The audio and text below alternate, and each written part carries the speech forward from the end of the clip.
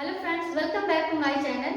Friends, आज हम आपके लिए लेकर आए हैं प्रेजेंट कंटिन्यूअस टेंस। इसके पहले हमने इंडेफिनिट के प्रेजेंट, पास्ट और फ्यूचर पढ़ रखा है। आज हम पढ़ेंगे प्रेजेंट कंटिन्यूअस टेंस को। प्रेजेंट कंटिन्यूअस टेंस में सबसे पहले हम आते हैं इसकी परिभाषा की ओर। परिभाषा में हम पढ़ते हैं, इस टेंस में किसी भी कार्य के वर्तमान में जारी रहने का बोध होता है। ठीक है, जैसे कि हम कोई कार्य कर रहे हैं, जैसे मैं आपको पढ़ा रही हूँ, मैं वीडियो बना रही हूँ, ये मैं कार्य कर रही हूँ, अर्थात होने वाला कार्य वर्तमान में अपूर्ण रहता है। जैसे मैंने आपसे कहा कि इसमें जो वर्तमान में निरंतर कार्य करते रहते हैं उसके बारे में बोध होता है, उसके बारे में पता चलता है। जैसे हम कोई कार्य कर रहे होते हैं लेकिन वह कर रहे हैं इसलिए वह कंप्लीट नहीं है, वह इनकम्प्लीट है, अपूर्ण है। जैसे कि मैं आपसे कहूँ, मैं आपको पढ़ा रही हूँ, मैं पढ़ा रही हूँ, यह क्या है? कार्य के वर्तमान में जारी रहने का बोध हो रहा है। कार्य में जारी है, कर रही हूँ, लेकिन वह क्या है? अर्थात होने वाला कार्य वर्तमान में अपूर्ण रहता है। यह वर्तमान समय है हमारा, इस समय मैं आपको पढ़ा रही हूँ, लेकिन यह पढ़ा चुकी नहीं हूँ, पढ़ाने का कार्य जो खत्म नहीं हुआ है, यह जारी है। तो जिस हिंदी वाक्य में आपको किसी भी कार्य के जारी रहने का बोध हो, वहां आप समझिएगा कि प्रेजेंट कंटिन्यूअस टेंस है। ठीक है, तो कंटिन्यूअस का मतलब है निरंतर, प्रेजेंट का मतलब है वर्तमान। वर्तमान में जो कार्य निरंतर चलता रहता है वह कंप्लीट नहीं होता है, बल्कि वह निरंतर चल रहा है, कंटिन्यू है, उसे हम कहेंगे प्रेजेंट कंटिन्यूअस टेंस। यह तो रही दोस्तों इसकी परिभाषा। आइए इसकी पहचान कैसे हम करेंगे, कैसे हम आइडेंटिफाई करेंगे वाक्य को पढ़कर या सुनकर या समझ कर कि वह प्रेजेंट कंटिन्यूअस टेंस का है। तो सबसे पहले हम इसकी पहचान में बताते हैं, जिस हिंदी वाक्य के मूल क्रिया के अंत में रहा हूं, रहे हैं, रहे हो, रहा है या रही है मिले आपको, वहां आप समझ जाइएगा कि इन वाक्यों के में कार्य वर्तमान समय तक निरंतर चलता रहता है। ठीक है, जैसे मैं बोली, राधा खाना पका रही है, दीपक टीवी देख रहा है ना, मैं आपको पढ़ा रही हूँ, तो रहा है, रही है, वे सब बच्चे मैदान में खेल रहे हैं, हम सब बातें कर रहे हैं।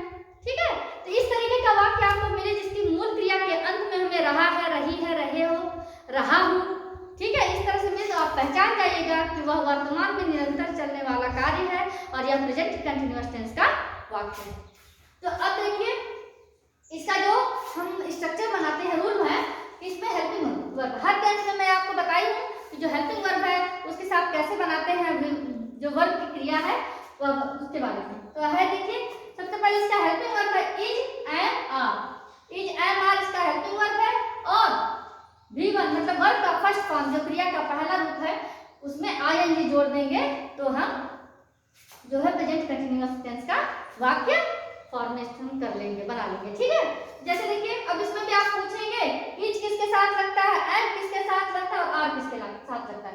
एम हमेशा आई अपने मैं के साथ इस्तेमाल करेंगे, जैसे मैं मैदान में, मैं गार्डन में टहल रही हूँ, तो I am walking in the garden.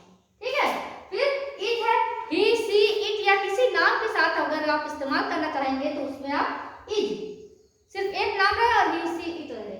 लेकिन वी, यू, दे या दो से अधिक, जैसे राधा एंड मीरा है ना, और रोशनी एंड करीना, इस तरह का नाम आप इस्तेमाल करें, दो नाम, तो वहां पर आप आर का प्रयोग करेंगे। तो फिर देखिए, जैसे इसके साथ हमने किया ही इज प्लेइंग, वह क्या कर रहा है, वह खेल रहा है। इस तरह सी इज प्लेइंग, वह खेल रही है, इट इज रही है, वर्षा हो रही है।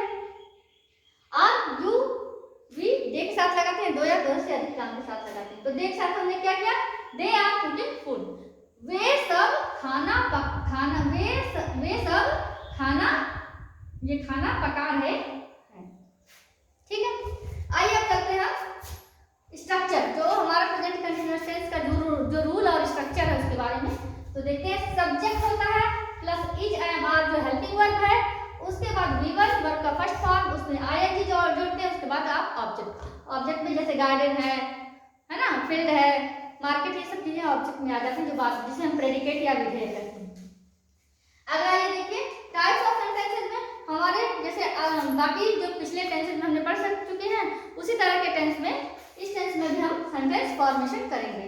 पहला है अफर्मेटिव या पॉजिटिव पॉजिटिव जो सकारात्मक वाक्य है उसे कैसे फॉर्मेशन करते हैं हम प्रेजेंट कंटिन्यूअस टेंस में।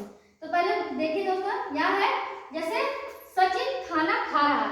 यहाँ आपको पता चल गया कि सचिन क्या है, खाना खा रहा है, यह इसका कार्य चल रहा है, लेकिन वह निरंतर चल रहा है, लेकिन वह क्या है, अपूर्ण है, उसने खाना तो पूरा खाया नहीं है, अभी खा रहा है। तो सचिन इज ईटिंग फूड, जैसा कि मैंने यहाँ पर बताया, जैसे कि आपको मैं बता दूं, ये देखें सचिन इज ईटिंग फूड, ये जो इज हमने लगाया, हमने बोला इज के साथ एक नाम लगाना, सचिन एक अकेला नाम था इसलिए मैंने इज लगाया। अगला आता है नेगेटिव सेंटेंस मींस नकारात्मक वाक्य। तो जैसे मैं मैदान में नहीं टहल रहा हूँ, मैं मैदान में नहीं टहल रहा हूँ या टहल रही हूँ, तो नहीं है, तो नेगेटिव सेंटेंस आई एम, आई साथ मैंने यहाँ पे बताया आपको, आई साथ क्या लगेगा, एम, आई साथ क्या लगेगा, एम। तो देखिए हमने आई साथ क्या लगाया, एम, ये था हमारा आई। तो I am not walking in the field, I am not walking in the field, मैं मैदान में नहीं टहल रहा हूँ। आप देख रहे हैं ये रहा हूँ मिल गया ना, ये रहा हूँ मिल गया, जो मैंने यहाँ पे बताया था आपको, रहा हूँ, यहाँ रहा है मिल गया, मिला। इसके बाद क्या हुआ, अब देखिए हमारा इंट्रोगेटिव सेंटेंस प्रश्नवाचक वाक्य। तो पॉजिटिव में भी बनाते हैं प्रश्नवाचक वाक्य और नेगेटिव में भी प्रश्नवाचक वाक्य बनाते हैं, किसका इस्तेमाल करके, हेल्पिंग वर्ब, जो सहायक क्रिया है। तो जैसे क्या वर्षा हो रही है, हमने पूछा किसी से क्या वर्षा हो रही है, अब देखिए यहाँ पर रही है भी प्रयोग हो गया हमारा। तो रही में कहा इज इट, तो हमने बोला वर्षा भाई निर्जीव है, वो गिर गई तो निर्जीव है, तो यह इट कहा हमने, इज इट, इट के साथ हमने इज बोला था प्रयोग करने के लिए, यहाँ देखिए इट के साथ। तो इज इट रेनिंग, तो हम ये प्रश्नवाचक बना रहे हैं, पॉजिटिव सकारात्मक नहीं बना रहे, तो इट इज रेनिंग करके, लेकिन इसे हम सहायक क्रिया का प्रयोग करके प्रश्न बना रहे हैं, तो हम इज पहले हो जाएगा, इज इट रेनिंग, क्या वर्षा हो रही है। आगे यहाँ पर हमने एक और वाक्य लिखा, क्या तुम झूठ बोल रहे हो, क्या तुम झूठ बोल रहे हो, अब देखिए यहाँ पे रहे हो भी आ गया, आगे रहे हो, तो आर यू टेलिंग लाई, क्या तुम झूठ, मतलब आर, क्या तुम झूठ बोल रहे हो, लाई का मतलब झूठ बोलना होता है, ये हमारे वर्ब, सॉरी वर्ब है झूठ होता है, और टेलिंग का मतलब बोल रहे हैं।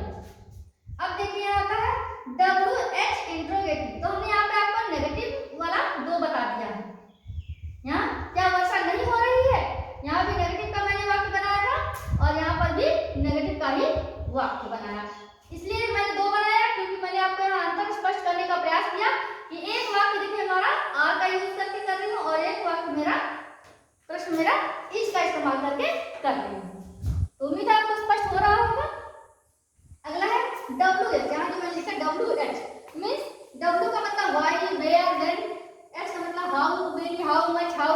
तो WH क्वेश्चन जो प्रश्नवाचक शब्द होते हैं उनसे जब प्रश्न बनाया जाए तो कैसे बनता है, तो जब प्रश्नवाचक शब्द के साथ प्रश्नवाचक वाक्य बनाया जाए तो जितने हमने हेल्पिंग वर्ब का इस्तेमाल करके यूज करके हमने प्रश्न बनाए उनके आगे जस्ट वही प्रश्नवाचक शब्द लगा देते हैं। जैसे देखिए हम लोग कहाँ जा रहे हैं, हम लोग जा रहे हैं कहीं, कहाँ जा रहे हैं, वेयर आर वी गोइंग,